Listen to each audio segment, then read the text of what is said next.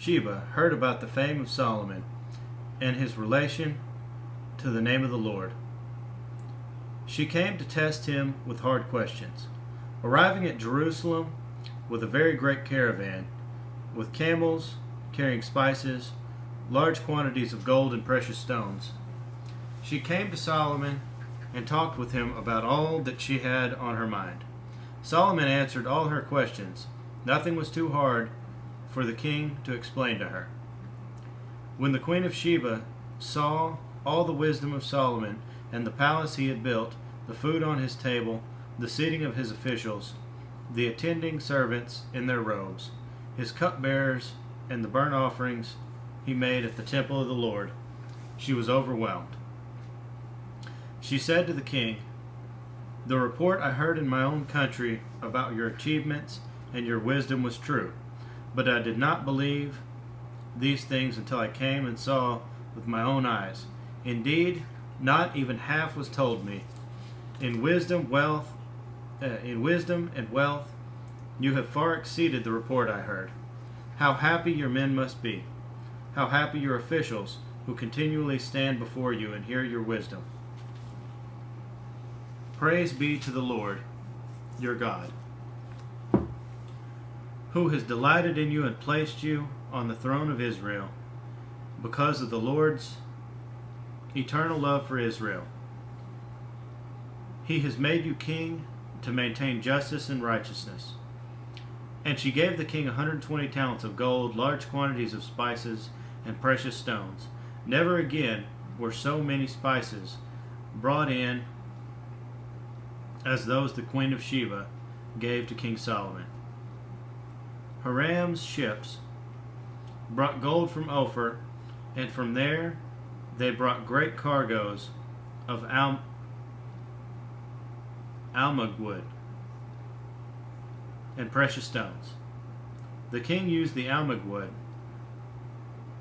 to make supports for the temple of the Lord and for the royal palace, and to make harps and lyres for the musicians.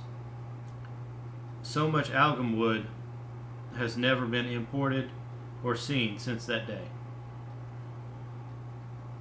King Solomon gave the queen of Sheba all she desired and asked for, besides what he had given her out of his royal bounty.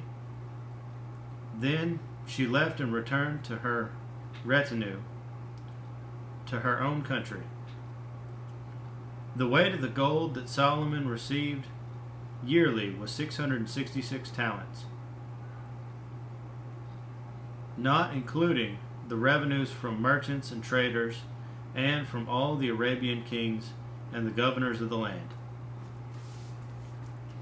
King Solomon made 200 large shields of hammered gold. 600 bekas of gold went into each shield. He also made 300 small shields of hammered gold, with 300 minas of gold in each shield. The king put them in the palace of the forest of Lebanon. Then the king made a great throne inlaid with ivory and overlaid with fine gold. The throne had 6 steps, and its back had a rounded top.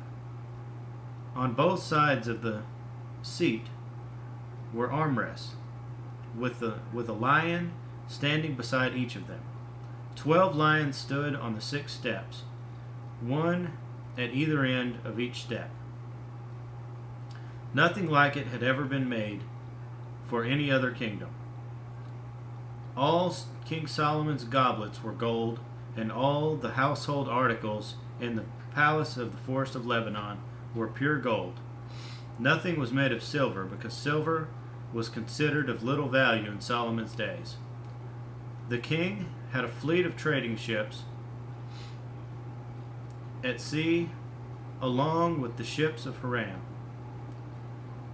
Once every 3 years it returned, carrying gold, silver, and ivory, and apes and baboons. King Solomon was great in riches and wisdom, greater in riches and wisdom than all the other kings of the earth. The whole world sought audience with Solomon to hear the wisdom God had put in his heart. Year after year, everyone who came brought a gift, articles of silver and gold, robes, weapons and spices, and horses and mules. Solomon accumulated chariots and horses. He had 1,400 chariots and 12,000 horses, which he kept in the chariot cities, and also with him in Jerusalem. The king made silver as common in Jerusalem as stones, and cedar as plentiful as sycamore fig trees in the foothills. Solomon's horses were imported from Egypt and from Kue. The royal merchants purchased them from Kue. They imported a chariot from Egypt for 600 shekels of silver, and a horse for 150. They also exported them to all the kings of the Hittites and the Arameans.